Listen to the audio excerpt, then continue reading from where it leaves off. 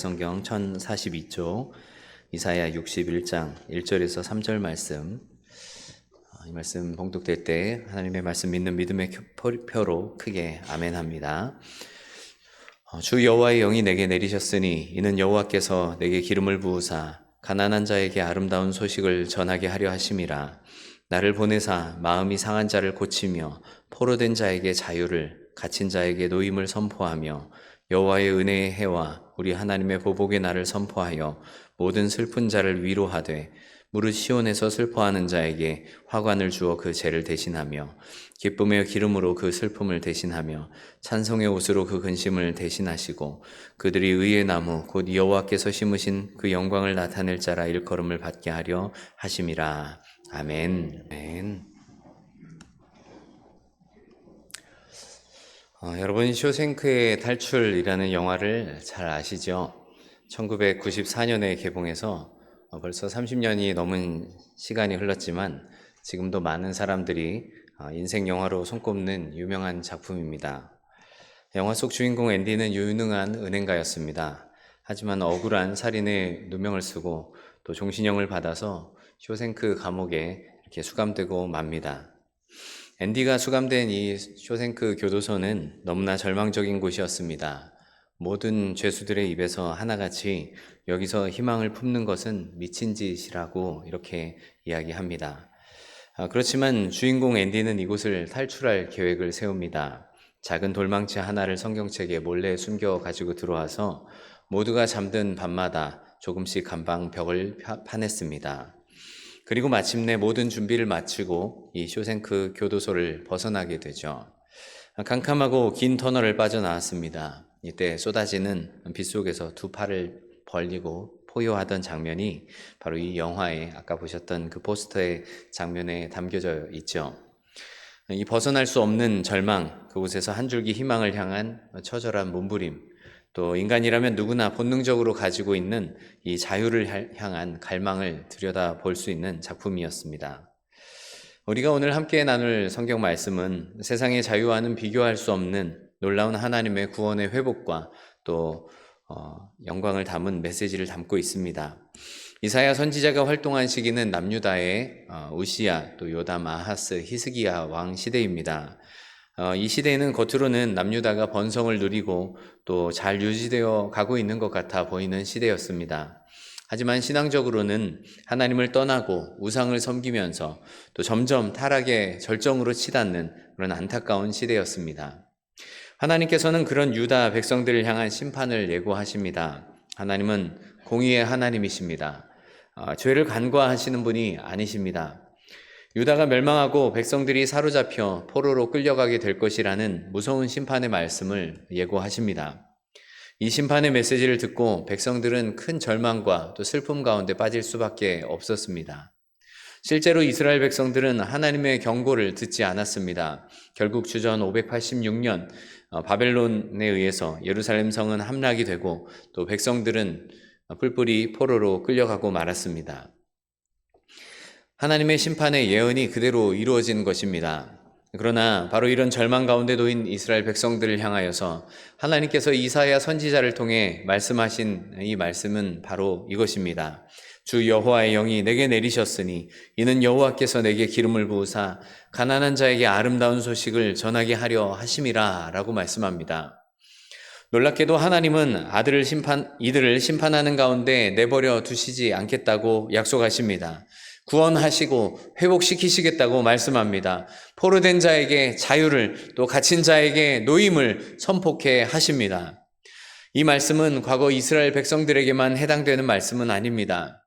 절망 가운데 놓인 이스라엘 백성들처럼 하나님을 알지 못하고 또 하나님을 떠난 많은 사람들, 하나님의 진노와 심판 가운데 놓인 이러한 많은 영혼들, 특별히 오늘 우리 시대를 살아가는 모두에게 전하는 하나님의 메시지입니다. 오늘 이 구원의 아름다운 소식이 우리에게 무엇을 말씀하고 계실까요? 오늘 우리가 함께 나누는 말씀을 통하여서 하나님의 뜻을 잘 새기고 또 말씀에 귀 기울이는 시간 될 수 있기를 간절히 바랍니다. 먼저 오늘 말씀은 회복이 필요한 대상이 누구인가 우리에게 말씀합니다. 오늘 본문 말씀을 보면 다섯 가지 부류의 사람들이 등장합니다. 1절에 가난한 자, 또 마음이 상한 자, 포로된 자, 갇힌 자, 그리고 2절에 모든 슬픈 자라고 말씀합니다. 다시 말하면 이들은 아름다운 소식이 닿아야 할 대상들입니다. 먼저 가난한 자라는 말씀이 나오는데, 이 가난하다는 것은 단순히 돈이 없고 경제력 형편이 약한 사람만을 가리키는 말이 아닙니다. 스스로 아무런 힘도 없고 또 아무것도 할 수 없는 사람입니다. 눌리고 억압받아서 목소리조차 낼 수 없는 그런 작은 사람들이죠. 마음이 상한 자라는 이 말은 성경의 원문을 직역하면 심장이 깨진 자라는 뜻입니다. 이것은 금이 간 정도가 아니고요, 실패를 만나 또 배신을 경험하고 또 마음에 이런저런 상처들로 회복이 되지 않는 사람들, 마치 깨어진 그릇처럼 내면이 산산조각 나버린 그런 사람들을 가리킵니다. 또 포로된 자, 갇힌 자는 어떤 사람들입니까? 스스로의 힘으로는 도저히 벗어날 수 없는 상태에 놓인 사람들입니다. 먼저는 바벨론의 포로에 끌려간 이스라엘 백성들의 현실을 직접 가리키는 말이기도 하고요, 또 동시에 죄악의 포로, 또 욕망의 포로, 또 두려움의 포로가 된 모든 사람을 또 뜻하기도 합니다. 또한 슬픈 자라고 말씀하시는데, 사실 위에 말한 모든 이런 모습들이 결국은 이 슬픔과 연결되어 있죠. 기쁨을 찾을 수 없는 상태입니다. 특히 모든 슬픈 자라는 말은 크고 작은 모든 슬픔 가운데 놓여 있어서 이것을 벗어나올 수 없는 그런 상태에 놓인 사람들을 말합니다. 사실 이런 5가지의 모습은 포로로 끌려가서 겪어야 했던 이스라엘 백성들의 모습을 가리키는 말씀입니다. 그런데 이 5가지 부류의 사람들의 모습을 들여다보면 결국 이 모습이 바로 우리 모든 사람들의 모습이 아니겠습니까? 성경은 우리 인간이 왜 이런 비참한 상황에 놓이게 되었는지 분명히 그 이유를 말씀합니다. 그 근본적인 원인은 바로 하나님을 떠난 인간의 죄악 때문이었습니다. 성경의 맨 앞에서 기록하고 있는 사건이 무엇입니까? 하나님께서 세상 모든 만물을 창조하셨습니다. 보시기에 좋았다라 말씀하십니다. 또 이들에게 복을 주십니다. 그리고 아담과 하와를 만드시고 에덴 동산에서 하나님과 교제하며 살도록 은혜를 허락해 주셨습니다. 이곳은 아픔도 없고 괴로움도 없고 슬픔도 없는 낙원과 같은 삶이었습니다. 이것이 원래 인간에게 허락해 주신, 하나님께서 허락해 주신 삶의 모습이었던 것이죠. 그런데 죄를 범한 순간 모든 것이 달라지고 말았습니다.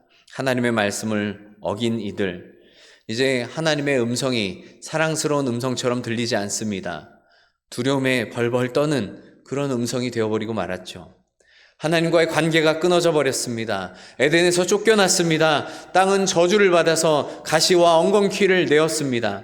해산의 고통이 찾아왔고 또 땀을 흘려야 먹고 살 수 있게 되었습니다. 이 죄의 결과는 결국 곧 죽음이었습니다.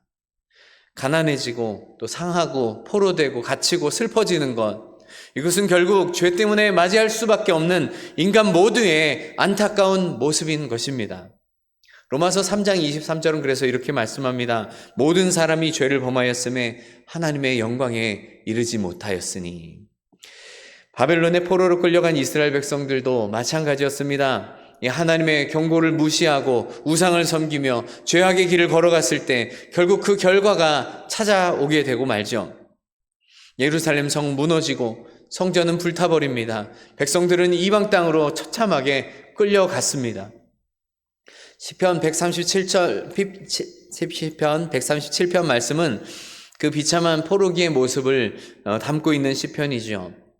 여기에 이렇게 고백합니다. 우리가 바벨론의 여러 강변 거기에 앉아서 시온을 기억하며 울었도다.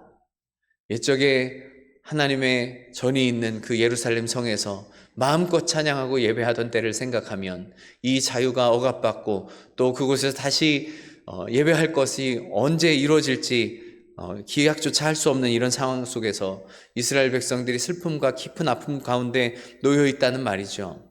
이들은 조롱하듯이 이 이스라엘 백성들에게 당시에서 성전에서 불렀던 노래들이 있지 않냐고 한번 불러보라고 이야기합니다.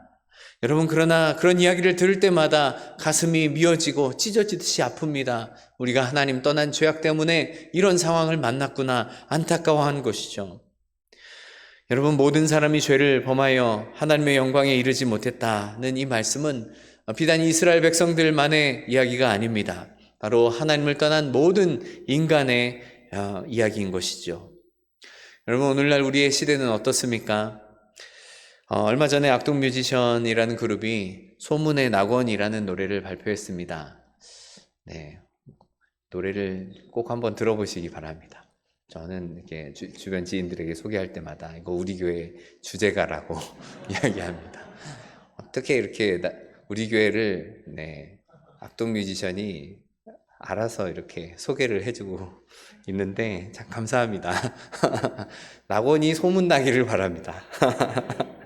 네, 많은 사람들이 이 가사 때문에 참 눈물을 이렇게 머금었는데, 왜냐하면 이 노래에 담긴 스토리가 바로 이 악동 뮤지션의 이수연 씨가 겪었던 그런 현실 때문 아니겠습니까? 이수연 씨는 한때 심각한 슬럼프를 겪었습니다. 2년간 방 밖을 나오지를 않았습니다.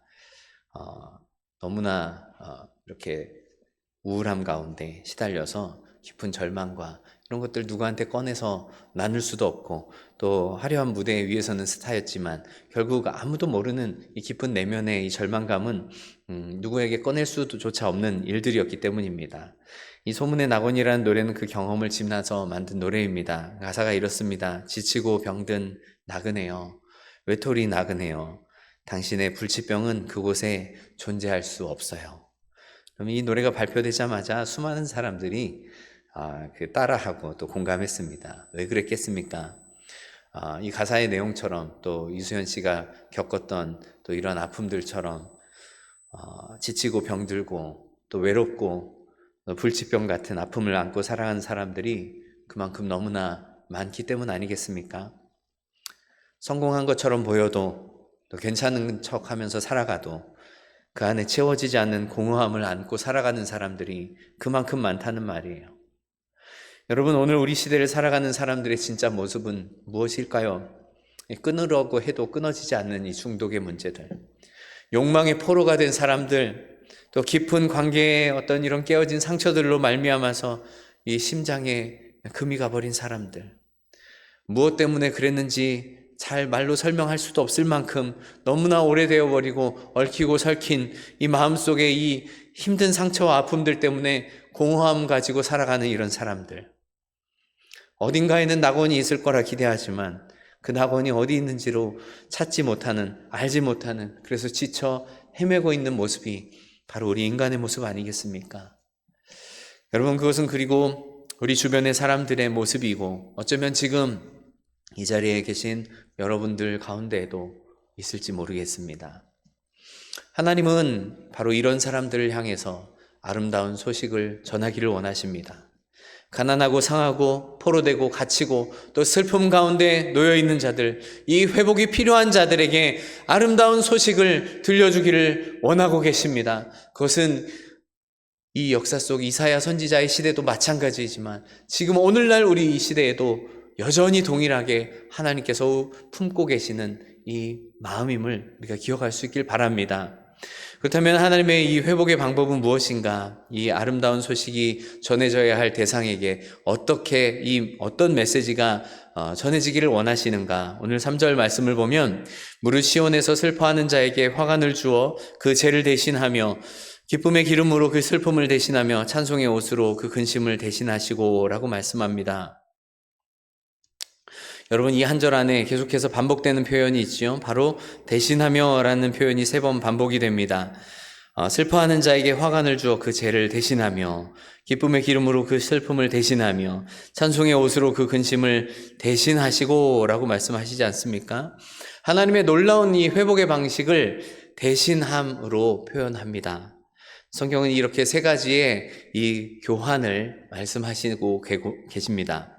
먼저 죄를 대신하여 화관을 씌워주신다고 말씀합니다. 성경의 죄는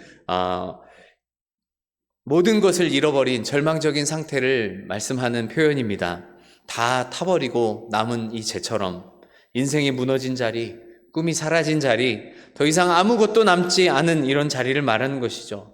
성경에서는 정말 마음이 아프고 찢어지는 상황을 만날 때 죄를 뒤집어 쓴다, 또 죄 가운데 앉았다, 이런 표현을 사용합니다. 하나님께서는 마치 다 타버리고 남은 죄 같은 비참한 모습과 형편을 대신하시고 화관을 씌워주기를 원하시는 분이십니다. 이 화관은 왕의 머리에 씌우는 것입니다. 가장 낮은 자리, 가장 슬픈 자리, 가장 이렇게 처참한 자리에서 하나님이 일으켜서 화관을 씌워주기를 원하십니다. 또한 슬픔을 대신하여서 기쁨의 기름을 부어주신다 말씀합니다. 이 기름은 기쁨과 잔치의 상징입니다. 하나님께서 우리의 슬픔을 기쁨의 기름으로 덮어버리시기 원하십니다. 사실 우리가 과거에 겪은 이런 슬픔과 아픔들은 쉬이 우리 생각에서 떠날 수 있는 것들이 아닙니다. 왜냐하면 이건 없어질 수 있는 일이 아니기 때문입니다. 이미 당한 상처, 이미 당한 아픔들 사라질 수가 없죠. 그렇지만 그런 아픔과 슬픔들이 덮이는 때가 있습니다. 그때는 언제입니까? 바로 기쁨의 순간을 맞이할 때입니다. 기쁨의 순간을 맞이하면 우리에게 참 우리를 슬프게 했던 이런 어둠의 문제들, 또 아픔과 또 여러 가지 염려들, 이런 것들이 참 신기하게도 기쁨의 순간을 맞이하게 될 때 눈 녹듯이 싹 사라져 버리지요. 그 어느 것으로도 나의 슬픔을 위로해 주지 못할 때 우리 주님께서 그 눈물 젖은 자리, 그 슬픔 깊은 그 자리를 기쁨과 감사로 바꿔주시겠다고 말씀합니다. 여러분, 수많은 사람들이 예수님을 영접하고 나서 바로 이것을 경험하지 않습니까? 너무나 절망적인 상황 가운데, 슬픔과 아픔 가운데 보냈던 지난 날을 하나님께서 기쁨과 감사로 채워주신 이러한 삶의 경험들 고백하게 되지 않아요? 여러분들도 그런 경험들이 있지 않습니까? 여러분, 그리고 근심을 대신하여서 찬송의 옷을 입혀준다 말씀합니다. 이 옷은 바로 정체성을 상징하는 것이죠. 탕자가 돌아왔을 때 아버지께서 가장 먼저 했던 일이 무엇입니까? 제일 좋은 옷을 내어다가 아들에게 입히라고 말합니다. 냄새나는 누더기 옷을 벗어버리고 새 옷을 입히는 것, 이것은 단순히 그냥 새 옷 갈아입기 정도가 아니라 이제 너는 다른 사람이야 라고 인정해 주시는 것이죠. 근심의 옷을 벗어버리고 찬송의 옷을 입는다. 여러분, 가만히 생각해 보면 이런 대신한다는 것은 아무나 할 수 있는 것이 아님을 알 수 있습니다. 물론 인간의 어떤 인간적인 위로와 나눔은 우리가 할 수 있지만 그것을 어떤 근본적으로 바꿀 수 있는 힘은 되어주지 못하죠. 왜냐하면 나도 똑같은 상황이기 때문입니다. 함께 물에 빠져 허우적대는 사람이 어떻게 상대방을 건져내 줄 수 있겠어요? 그러니까 여러분, 이 대신한다는 것은 인간적인 위로와 공감 정도가 아니라 그 상황을 근본적으로 바꾸어 버릴 수 있는 전혀 다른 차원을 우리에게 허락해 주시기를 원한다는 뜻입니다. 여러분, 그런데 우리도 어렴풋이 경험하는 거지만 누군가를 위해서 대신 뭔가를 해준다는 건 두 가지 경우에서 우리가 살펴볼 수 있겠죠. 하나는 그만한 대가를 우리가 지불 받았을 때 할 수 있는 일이에요. 여러분, 돈을 받았습니다. 그럼 가서 대신해 줄 수 있겠죠. 힘들고 어려운 일, 그만큼의 대가를 받으면 우리가 할 수 있는 것 아니겠습니까? 그런데 여러분, 이것은 상대방과 나와의 관계에는 아무런 영향을 미치지 못해요. 이익에 따라서 달려있는 것이지 내가 그 사람을 위해서 뭔가 희생하고 헌신한다는 개념은 아니잖아요. 두 번째로 우리가 누군가를 대신해서 뭔가를 한다는 건 사랑할 때 할 수 있는 일입니다. 사랑하는 사람에게는 내가 가진 가장 좋은 것을 주고 싶어 하잖아요. 그가 짊어진 무거운 짐이 있다면 내가 대신 지고 싶습니다. 상대방이 아플 때 내가 대신 아플 수 있다면 좋겠다고 생각합니다. 계산해서가 아닙니다. 조건이 있어서가 아닙니다. 그냥 사랑하기 때문에 하는 일이죠. 여러분, 대신한다는 건 그러니까 상대방에 대한 아낌없는 사랑이 있을 때 가능한 것입니다. 하나님께서 이처럼 우리에게 대신하여 또 대신하여 주시겠다고 말씀하시는 것은 우리를 사랑하시기 때문에 우리의 슬픔과 아픔과 근심들은 다 가져가시고 대신에 우리에게 기쁨과 영원한 즐거움과 은혜로 채워주시겠다고, 생명으로 채워주시겠다고, 바꿔주시겠다고 말씀하고 계시는 것입니다. 또 우리 하나님께서는 그 놀라운 선물을 주실 수 있는 능력이 충분하신 유일한 분이시기 때문입니다. 구약 성경 속에 놀랍게도 이 대신의 모습을 담은 두 가지의 규례를 살펴볼 수 있는데요. 하나는 고엘이라는 제도입니다. 이것은 기업 무르는 자입니다. 고엘은 친족이 잃어버린 것을 자기 것으로 내어주고 되찾아주는 것입니다.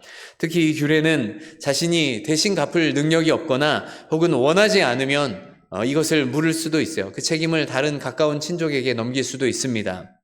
그런데 한 가지 중요한 것은 내가 이것을 물어준다 할지라도 내 이름으로 물어주는 것이 아니라 상대방의 이름으로 이렇게 갚아주는 거예요. 만약에 밭을 이렇게 대신 이렇게 잃어버려서 그것을 사줘야 된다면 내 이름에 밭이 되는 게 아니라 그 사람의 이름에 밭이 되는 겁니다. 그 사람의 회복을 위해서 내가 희생하고 헌신하는 것입니다. 근데 여러분, 이러한 고헬의 제도를 누가 하겠어요? 그러나 룻기의 모습을 보면 이 고헬의 아름다운 모습을 보게 되죠. 나오미와 룻이 모든 것을 잃고 돌아왔을 때 보아스가 바로 이 기업 물을 자 고헬로 나섭니다. 다른 가까운 친족이 있었지만 그 사람은 이 고헬의 의무를 이행하지 않습니다. 여러분, 그러니까 고헬이라는 것은 결국 사랑하기 때문에 하는 것이고 사랑하기 때문에 희생하고 헌신하는 것입니다. 바로 예수님께서 우리의 고헬 기업 물을 자가 되어주셨습니다. 죄로 인해서 다 잃어버린 우리들을 위하여서 친족처럼 우리의 곁에 오셔서 우리를 사랑하셔서 그 값을 대신 지불하시고 우리에게 생명을 선물로 주셨던 것이죠. 또 하나는 이 대속죄일에 있었던 아사셀의 염소입니다. 이 레위기 16장을 보면 대속죄일에 대제사장이 이스라엘 모든 백성들의 죄를 이 염소의 머리에 대고 안수해서 고백한 후에 광야로 내보내게 됩니다. 이 아사셀 염소는 이 공동체 밖으로 이스라엘 모든 백성들의 죄를 짊어지고 사라지는 거예요. 그러면 어떻게 되겠습니까? 이 광야에서 들짐승에게 먹혀서 죽임당하게 되고 마는 거예요. 여러분, 이 아사셀 염소는 예수님의 대신을 예표합니다. 이사야 53장이 이것을 아주 잘 말씀하고 계시죠. 그는 실로 우리의 질고를 지고 우리의 슬픔을 당하였거든. 그가 찔림은 우리의 허물 때문이요 그가 상함은 우리의 죄악 때문이라. 그가 징계를 받음으로 우리는 평화를 누리고 그가 채찍에 맞음으로 우리는 나음을 받았도다. 예수님께서 당하셔야 할 그 고난의 자리는 바로 우리가 당해야 할 고난의 자리였습니다. 그러나 예수님께서 대신 이 고통을 당하시고 우리에게 회복과 치유와 은혜를 허락해 주신 것이죠. 예수님께서는 우리 모두의 죄악을 친히 짊어지시고 성 밖의 골고다 언덕에서 십자가를 지셨습니다. 죄를 화관으로 교환하시기 위해 예수님께서 가시 면류관을 쓰셨습니다. 슬픔을 기쁨으로 교환하시기 위해 예수님은 가장 슬픈 십자가의 고통을 짊어지셨습니다. 근심을 찬송으로 교환해 주시기 위해 우리 예수님께서 친히 죽음이라는 가장 깊은 근심을 택하시고 우리에게 찬송의 옷을 입혀주십니다. 제가 작년에 본 어린이 뮤지컬이 있는데요. 광야 미니스트리라는 곳에서 만든 오병이어라는 작품이었습니다. 제가 이 뮤지컬을 보면서 참 기억에 남는 장면이 있습니다. 아이들이 모여서 신나게 노래를 부르는 장면으로 오프닝을 하거든요. 우리가 잘 아는 그 노래입니다. 두꺼봐 두꺼봐 헌집 줄게 새집 다오 하면서 아이들이 즐겁게 울고 있습니다. 근데 그 자리에 예수님께서 나타나십니다. 그리고 그 노래를 바꿔서 이렇게 부르십니다. 두꺼봐 두꺼봐 새집 줄게 헌집 다오. 이렇게요. 뭔가 이상하다는 걸 눈치 못 채신 것 같은데 원래 노래는 뭐예요? 헌집 줄게 새집 다오 하고 부르는 거잖아요. 근데 이 예수님께서 이 노래를 바꿔서 이렇게 부르시는 거예요. 새집 줄게 헌집 다오. 주인공 아이가 이상하다고 이렇게 고개를 갸우뚱하면서 물어보는 거예요. 아니, 헌집 줄게 새집 다오가 맞죠. 그런데 예수님은 말씀합니다. 새집 줄게 헌집 다오. 순간 가슴이 참 멎는 듯 했습니다. 맞아. 우리 예수님은 우리에게 좋은 것을 주시고 우리의 이 헌 것을 받아가시고 가신 분이시지. 우리의 죄를 가져가시고 화관을 선물해 주시고 우리의 슬픔을 가져가시고 기쁨을 주시고 우리의 근심 가져가시고 찬송을 주십니다. 여러분, 이 뮤지컬 오병이어의 오병이어는 이런 장면으로 이어집니다. 한 아이가 자신이 가진 보잘것없는 도시락 물고기 2마리와 보리떡 5개를 예수님 앞에 내밉니다. 아주 작고 초라한 것입니다. 그런데 예수님께서는 그것을 받으시고 놀라운 기적을 일으키십니다. 5천 명이 배불리 먹고 12바구리가 이렇게 남았습니다. 헌 것이 새 것이 되었습니다. 작은 것이 넘치는 것이 되었습니다. 이것이 우리 예수님께서 행하신 대신 하신 일입니다. 우리가 가장 보잘것없는 것, 가장 초라한 것, 가장 헌 것을 주님 앞에 내밀 때에 우리 주님께서는 그것 받으시고 우리가 상상하지 못한 놀라운 것으로 회복시키시고 돌려주십니다. 요한복음 3장 16절이 바로 이것을 우리에게 말씀하시죠. 하나님이 세상을 이처럼 사랑하사 독생자를 주셨으니 이는 그를 믿는 자마다 멸망하지 않고 영생을 얻게 하려 하심이라. 여러분, 이 모든 교환 뒤에는 뜨거운 사랑이 있는 겁니다. 사랑하는 자에게 가장 좋은 것을 주고 싶으신 이 하나님의 마음이 담겨 있는 것입니다. 여러분, 이것이 우리 모든 사람들에게 나눠주기를 원하시는 하나님의 사랑의 복음입니다. 이것이 구원의 아름다운 소식입니다. 사랑하는 성도 여러분, 그렇다면 이런 아름다운 소식을 누가 전해야 할까요? 하나님의 이 사명을 누구에게 맡기셨을까요? 본문 1절 말씀으로 다시 한번 돌아가 보겠습니다. 주 여호와의 영이 내게 내리셨으니 이는 여호와께서 내게 기름을 부으사 가난한 자에게 아름다운 소식을 전하게 하려 하심이라. 아멘. 여기 내게에 여러분들의 이름을 넣어서 다시 한번 읽어볼까요? 시작. 주 여호와의 영이 다니엘에게 내리셨으니 이는 여호와께서 다니엘에게 기름 부으사 가난한 자에게 아름다운 소식을 전하게 하려 하심이라. 아멘. 누가 전해야 된다고요? 내가. 아멘. 여러분이 기름을 붓는다는 것은 참 특별한 일입니다. 왜냐하면 하나님께서 특별히 구별해서 세운 자들에게 이렇게 기름을 붓게 되거든요. 구약시대의 세 부류의 사람들에게 기름을 붓습니다. 선지자, 또 제사장, 왕. 그래서 이 기름 붓는 자라는 말이 메시아이고 또 그리스도라는 말입니다. 지금 이사야는 선지자로서 하나님의 말씀을 전할 책임을 받은 사람입니다. 그래서 하나님께서 기름 부으셨다 말씀하시죠. 그 기름 부으신 목적이 무엇입니까? 바로 가난한 자에게 복음을 전하게 하려 하심이라 라고 말씀합니다. 그리고 곧바로 이어지죠. 나를 보내사 기름을 부으시고 파송하십니다. 우리가 이사야 6장에 보면은 이사야가 하나님으로부터 정말 거룩한 이 소명을 받는 장면이 나오죠. 보좌 앞에서 환상을 목격한 이사야는 화로다 나여 망하게 되었도다 하고 하나님 앞에 엎드립니다. 하나님께서는 이런 이사야를 정결케 하신 후에 이렇게 말씀합니다. 내가 누구를 보내며 누가 우리를 위하여 갈꼬? 그때 이사야가 뭐라고 대답합니까? 내가 여기 있나이다. 나를 보내소서. 마음이 둔하여서 듣지 못하는 이들, 또 깨닫지 못하고 보지 못하는 이들에게까지 가서 이 아름다운 소식 복음을 전하라고 말씀하십니다.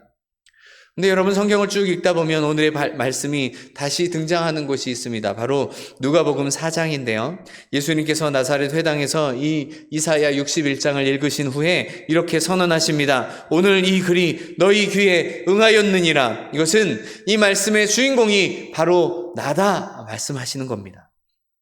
여러분, 실제로 예수님의 이 기름 부으심이 요단강에서 세례 받으실 때 나타나지 않습니까? 성령이 비둘기같이 임하시고 하늘에서 하나님의 음성이 들립니다. 이는 내 사랑하는 아들이요 내 기뻐하는 자라. 여러분, 이사야에게도 그렇게 하셨듯이 예수님께서도 성령의 기름 부으심 속에 복음 전하는 사명을 감당하십니다.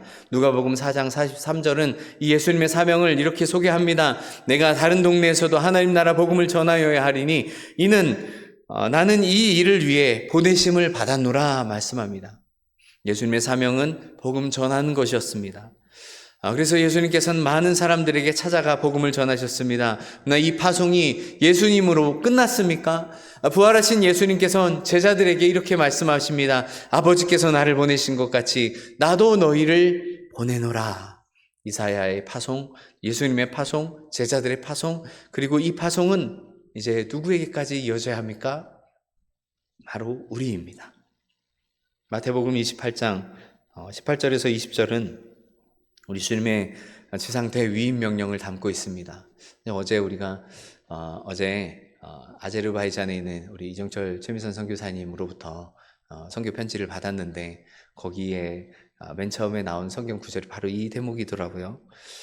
그러므로 너희는 가서 모든 민족을 제자로 삼아 아버지와 아들과 성령의 이름으로 세례를 베풀고 내가 너희에게 분부한 모든 것을 가르쳐 지키게 하라. 볼지어다 내가 세상 끝날까지 너희와 항상 함께 있으리라 하시니라.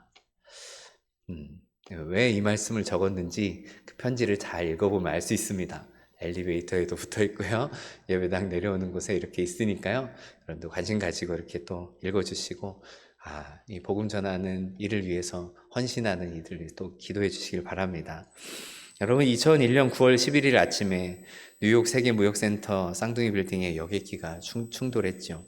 건물은 불타오르고 있었습니다. 너무 고통스러운 나머지 불에 타는 것보다 오히려 뛰어내리는 쪽을 선택하는 사람도 많았습니다. 주변은 그야말로 아수라장이었습니다. 근데 바로 그 순간 반대 방향으로 움직인 사람들이 있었죠. 그 사람들은 바로 뉴욕시의 소방관들이었습니다. 수천 명이 빠져나온 그 건물 안으로 그들은 들어갔습니다. 무거운 방화복과 장비를 짊어지고 또 연기로 가득 찬 계단을 한층 한층 올라갑니다. 무선 통신도 끊어졌고 위에서 무슨 일이 일어나는지 알 수 없었지만 그들은 멈추지 않았습니다. 오전 9시 59분 남쪽의 타워가 무너지고 10초 만에 건물 전체가 붕괴되고 말았습니다. 피할 시간도 없었습니다. 그날 343명의 소방관이 안타깝게 세상을 떠났습니다. 소방 역사상 단 하루에 일은 가장 많은 수였습니다. 그들이 왜 들어갔겠습니까? 살아나올 수 있을 거란 보장이 없지만 그들은 들어갔습니다. 왜냐하면 그들에겐 사명이 있었기 때문입니다. 누군가 가야 한다면 내가 가야 한다는 것이었죠. 모두가 나오는 곳으로 들어가는 것, 그것이 바로 소방관의 정체성이었습니다. 여러분, 바로 이것이 우리가 받은 사명입니다. 세상은 하나님을 떠나서 가난하고 상하고 또 포로되고 갇히고 또 슬픔 가운데 있지만 아름다운 소식을 듣지 못한 채 살아가는 사람들이 이곳 가운데 있습니다. 누군가 그들에게 가야 한다면 그 일을 해야 할 사람이 누가 있겠습니까? 여러분, 그 일을 행할 사람이 바로 우리입니다. 우린 대단한 능력이 없을 수도 있습니다. 완벽한 말솜씨가 없을 수도 있습니다. 그러나 우리에게 하나님께서 말씀하신 이 아름다운 소식이 있죠. 또 먼저 하나님께서 베풀어 주신 은혜의 복음이 우리 안에 생생하게 살아있지 않습니까? 여러분, 잊지 마십시오. 우리가 바로 하나님으로부터 기름 부음 받은 사명자들입니다. 오늘 말씀을 시작하면서 쇼생크의 탈출 이야기를 함께 나누었습니다. 19년을 절망 속에 갇혀서 있던 그 앤디가 깜깜한 하수도의 터널을 빠져나올 때 그 장면을 말이죠. 그러나 이 영화엔 또 한 명의 또 보이지 않는 주인공이 있습니다. 바로 레드라는 인물입니다. 레드는 40년을 교도소에서 보낸 사람입니다. 또 주인공 앤디를 도와서 함께 이렇게 교도소에서 복역했던 사람이죠. 앤디가 탈출한 후에 이제 레드는 가석방이 됩니다. 그러나 자유로운 몸이 된 그가 오히려 삶의 길이 더 막막해졌습니다. 너무나 오랫동안 갇혀 있었기 때문에 이 자유가 너무나 낯설었습니다. 희망이 없었고 또 같은 처지에 있던 친구마저 이 자유를 감당하지 못하고 스스로 목숨을 끊었기 때문에 자신도 이렇게 이 길을 걸어가야 되겠다는 유혹을 이렇게 느꼈던 것이죠. 그러나 그때 레드는 앤디가 미리 숨겨놓은 편지를 생각해냈습니다. 그리고 그것을 찾아가 발견합니다. 이 편지에는 이런 말이 쓰여져 있었습니다. 기억해요, 레드. 희망은 좋은 거예요. 아마 가장 좋은 것일지도 몰라요. 그리고 좋은 건 절대 사라지지 않아요. 자유를 먼저 경험한 앤디가 이제 아직 갇혀있는 레드에게 희망을 선물해 준 것이죠. 그리고 레드는 그 편지를 들고 멕시코로 향했습니다. 푸른 태평양 바닷가에서 낡은 보트를 수리하던 앤디와 마침내 재회하면서 이 영화는 이렇게 막을 내리죠. 오늘 우리가 함께 나눈 말씀을 돌아봅시다. 우리는 가난하고 상하고 포로되고 갇히고 또 슬픔 속에 있던 자들이었습니다. 네, 하나님께서는 우리를 사랑하셨습니다. 그 사랑으로 예수님을 보내주시고 죄를 대신에 화관을 씌워주시고 슬픔을 대신에 기쁨의 옷을 입혀주시고 기름을 부어주시고 근심을 대신에 찬송의 옷을 입혀주셨습니다. 우리의 헌 것을 받으시고 새 것을 허락해 주셨습니다.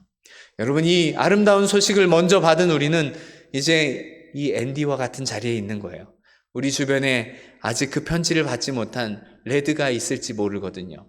여전히 갇혀있는 사람들, 희망을 잃어가는 사람들, 낙원이 있다는 소문은 들었지만 어디에 있는지 알지 못해서 지쳐 헤매는 사람들이 얼마나 많습니까?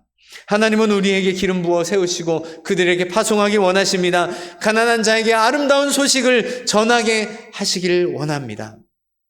오늘 이 자리에서 한 가지를 결단합시다. 여러분들 마음속에 지금 떠오르는 얼굴이 있습니까? 아직 제 가운데 앉아있는 사람, 심장이 깨어진 사람, 포로되어 갇혀있는 사람, 슬픔 속에 있는 사람, 우리의 가족이 될 수도 있고 또 우리 친한 친구가 될 수도 있고요. 우리 직장의 동료가 될 수도 있겠죠. 어쩌면 우리 자녀가 그런 사람일지도 모릅니다. 여러분 그 얼굴을 떠올리며 오늘 이 아름다운 소식을 전하는 첫 발을 내디딜 수 있기를 바랍니다. 전화 한 통이도 괜찮습니다. 박판기에 함께 하는 것도 너무나 좋습니다. 요즘 어때라는 말 한마디로 시작하는 것도 참 좋겠죠. 우리의 작고 보잘것없는 헝것을 하나님 앞에 내어드릴 때 예수님께서는 그것을 기적으로 바꾸어 주실 것입니다. 하나님께서 나를 통해 누구에게 이 아름다운 소식을 전하기 원하시는가? 오늘 이 질문이 오늘 말씀 속에 우리에게 던지시는 하나님의 메시지입니다. 여러분 이 하나님의 마음을 품고 하나님의 아름다운 소식을 가지고 전하는 자의 아름다운 발이 될 수 있기를 주님의 이름으로 간절히 바랍니다. 우리 함께 기도하겠습니다. 우리가 가난하고 상하고 포로되고 갇히고 슬픔 속에 있을 때 찾아오신 주님을 기억합시다. 우리의 죄를 가져가시고 우리의 슬픔을 가져가시고 우리의 근심을 가져가시고 놀라운 사랑으로 덧입혀 주신 그 사랑을 기억하는 가운데 이제 우리를 그 어두운 세상 가운데 빛을 잃어가는 이들에게 보내시기를 원하시는 하나님의 마음을 깨닫고 또 이 시간 함께 우리의 작은 발걸음 내디뎌 이들에게 아름다운 소식을 전하는 자로 서겠습니다. 각오하고 다짐하는 기도를 하나님 앞에 드리시길 바랍니다. 함께 기도합니다.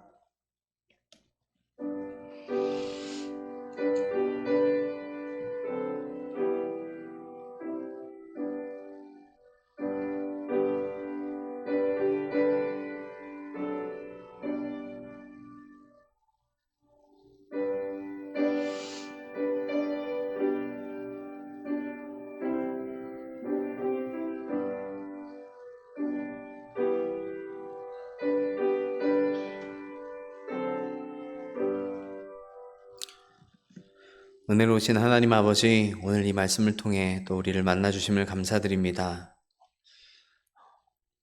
보잘것없고 작고 연약한 우리 가난하고 상하고 포로되고 갇히고 상처받은 우리를 불쌍히 여기셔서 예수 그리스도의 사랑으로 대신하시고 모든 슬픔과 아픔과 걱정과 근심을 거두어 가셔서 생명의 기쁨과 은혜를 허락해 주신 하나님 아버지, 이 시간 이 모든 것들이 하나님께서 베풀어 주신 귀한 은총임을 다시 한번 기억합니다.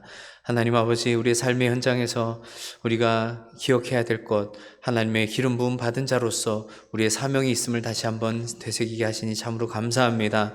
이제 우리에게 놓여있는 이 귀한 사명 앞에 지치고 어두운 가운데 있는 많은 영혼들, 우리 주변에 놓여있는 연약한 자들에게 우리가 함께 찾아가서 예수 그리스도의 아름다운 소식을 전할 수 있도록 인도하여 주시옵소서. 우리의 발걸음이, 우리의 행동이, 또 우리의 말 한마디가 따뜻한 이 예수님의 사랑을 전하는 귀한 통로가 될 수 있도록 인도하여 주시옵소서.